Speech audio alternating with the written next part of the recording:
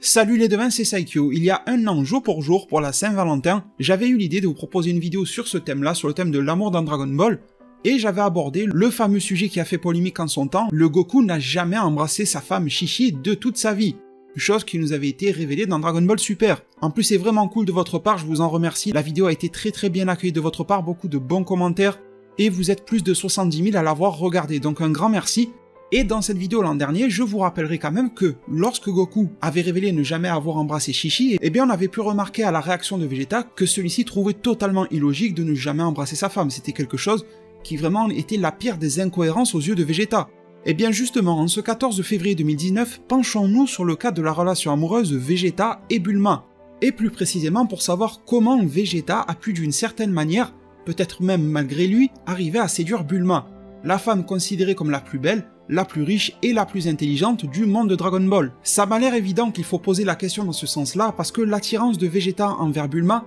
me semble assez facile à comprendre et logique, Toriyama ayant expliqué au travers de Dragon Ball Super que les hommes Saiyans en général sont attirés par des femmes au caractère fort, leur rappelant les femmes de leur peuple d'origine, donc les femmes Saiyans. Bulma correspond tout à fait à cette description-là. Mais par contre, dans le sens inverse, pourquoi Bulma a développé une attirance envers Vegeta ? Je vous rappelle tout de même que quand Bulma a connu Vegeta, c'est un type qu'elle a connu comme un extraterrestre venant envahir la planète Terre, c'est quand même un très mauvais point de départ. Par la suite de son invasion, Vegeta a failli tuer le meilleur ami de toujours de Bulma, c'est-à-dire Goku. Vegeta a causé indirectement la mort de Yamcha, avec qui Bulma a clairement flirté dans sa jeunesse. Et il a aussi indirectement causé la perte de beaucoup de terriens, mais également de Tenshin Han, de Chaos ou encore de Piccolo. Et sur l'arc Namek, ce n'était pas vraiment mieux, parce qu'elle a connu le Vegeta conquérant, vraiment pas très accueillant, au contraire il était pendant un bon moment ennemi, il y a eu de belles confrontations sur Namek. Vegeta œuvrait pour lui-même, au final il n'était ni pour la Team Z ni pour le camp de Freezer, même si à la fin Vegeta s'est opposé à Freezer, mais si vous regardez toute l'aventure de l'arc Namek qu'on oublie trop souvent, Vegeta était totalement un ennemi de la Z-Team.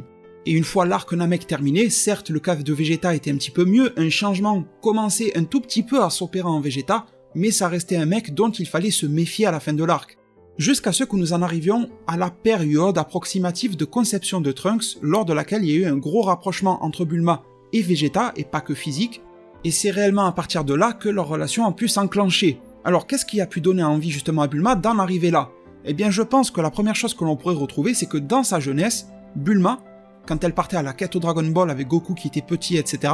elle répétait assez souvent qu'elle voulait faire un vœu d'avoir un prince comme mari, un peu le cliché de la femme qui rêve d'avoir pour mari le fameux prince charmant. Alors certes, les devins Vegeta n'est pas le prince charmant, il ne correspond pas du tout à ça, mais quand même, Vegeta reste un prince. Comme il le répète très souvent, Vegeta est le prince Saiyan, alors il y a discussion vu que la planète Vegeta et le roi n'existent plus, mais malgré tout, il s'auto-qualifie toujours de prince Saiyan. Comme quoi le karma dans Dragon Ball existe, et indirectement, ce fait-là, le fait que Vegeta soit un fier prince, a pu être un point d'attirance pour Bulma. Une chose aussi du côté de Bulma que l'on peut constater, c'est qu'elle a toujours été attirée par ce qu'on appelle les bad guys, les hommes avec un tempérament très trempé, même s'ils sont un petit peu voyous, et la preuve en est avec Yamcha qui était un espèce de mercenaire, voyou, etc. En tout cas, Yamcha, dans les premières apparences, n'était pas forcément le genre idéal, même si après on s'est rendu compte que c'était plus un personnage parodique, comique, etc. Mais de base, les traits de caractère du personnage sont un personnage de type bad guy. Et depuis cette relation-là avec Yamcha, qui s'est terminée il y a plusieurs années en arrière jusqu'à ce que Bulma soit en couple avec Vegeta,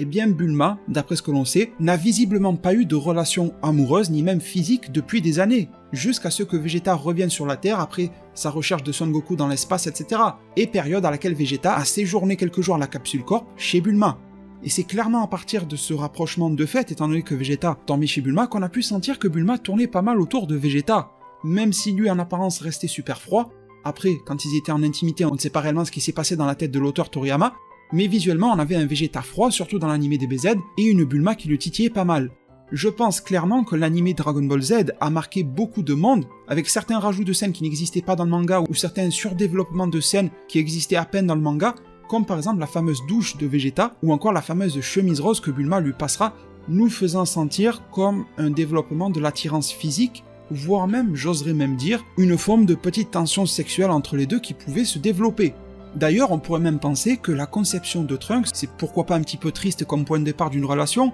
mais elle a peut-être eu lieu suite à une relation sans réel lendemain ou sans réelle envie d'un lendemain de la part de Vegeta et de Bulma. C'est quelque chose de tout à fait plausible, et qu'au final, l'enfant de Trunks a lié les deux et a permis de créer entre Vegeta et Bulma des sentiments respectifs. Et on a vu jusqu'à Dragon Ball Super à quel point Vegeta et Bulma s'aiment respectivement. Les deux se sont apportés et nous ont apporté à nous spectateurs de belles preuves de cet amour-là. Donc clairement, au jour d'aujourd'hui, les sentiments existent, mais sur le point de départ, c'est vachement questionnable. L'impression qui s'en dégage, pour moi, c'est clairement que Bulma, à cette époque-là où Vegeta séjournait chez elle et tout ça, elle tentait de retrouver un petit peu les sensations de séduction de sa jeunesse, époque Yamcha, tout ça, et pourquoi pas, ça n'a pas été montré, mais que le prince Vegeta était aussi un petit peu en manque. Car il faut pas se le cacher, les femmes Saiyans ça ne court pas les rues, ça n'existe plus du tout en fait, bien évidemment dans l'univers 7, et les femmes terriennes sont la seule forme humanoïde réellement compatible et ressemblante aux Saiyans. Je ne vois pas Vegeta se jeter sur un Namek pour en faire son 4 heures. Donc clairement, tous les signaux sont là pour unir ces deux personnages. Mais malgré tout, pour revenir par exemple sur ce qu'a pu apporter l'animé DBZ, on pourra constater une scène d'entraînement de Vegeta dans la salle de l'esprit du temps, dans laquelle l'entraînement de Vegeta va dégénérer physiquement, pour Vegeta il va en ressortir blessé, et Bulma va très vite venir à sa rescousse, va faire en sorte que des soins soient attribués à Vegeta, mais en plus elle va dormir à son chevet, elle sera posée sur une petite table là, avec une chaise, etc., dans une position inconfortable, tandis que Vegeta est dans son lit de convalescence. Ça, clairement, même si on était dans un épisode filler, c'est pour nous montrer qu'un lien émotionnel était en train de se constituer entre Bulma et Vegeta. Pour poursuivre mes explications, les deux, eh bien j'aimerais vous faire part aussi du fait que, et ça c'est valable aussi dans la vraie vie, les opposés s'attirent. D'accord, Vegeta et Bulma ont un point commun d'avoir un caractère fort, mais ils ne l'expriment pas du tout de la même manière. Bulma est très extravertie, tandis que Vegeta est toujours sur la réserve. Et je suis convaincu que sans s'en rendre compte, c'est souvent comme ça que les sentiments réels se développent, et bien les deux personnages se sont attirés dans la tête de l'auteur. Bien sûr tout ça n'est que fictif, mais vous m'avez compris.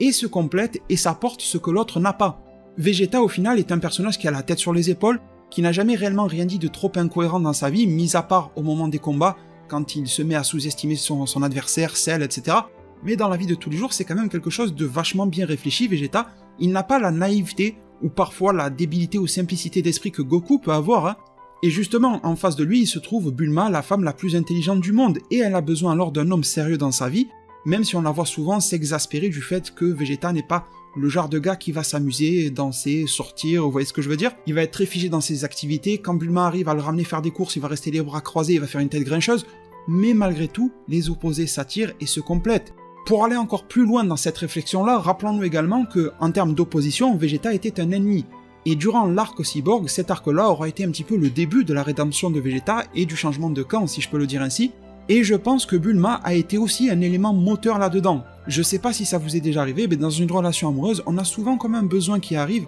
d'améliorer l'autre, d'en faire un être meilleur qu'avant qu'il ne nous rencontre. Eh bien je suis convaincu là aussi que Bulma a ressenti ce besoin-là vis-à-vis de Vegeta. Elle a senti qu'il y avait une petite ouverture de la part de Vegeta, dans le sens où il commençait à se rapprocher un petit peu de la Team Z, il n'était plus réellement l'ennemi qu'il était avant, et de l'autre côté, en plus de l'attirance physique qu'il pouvait y avoir, ce besoin-là de l'amener vers le droit chemin à son sens. Et étant donné que Vegeta n'était pas insensible à ses charmes et surtout à son caractère, il s'est laissé un petit peu faire et embrigader là-dedans. Pour conclure cette vidéo, j'aimerais insister sur quelque chose que je vous ai dit il y a quelques minutes à peine, c'est que Trunks a réellement uni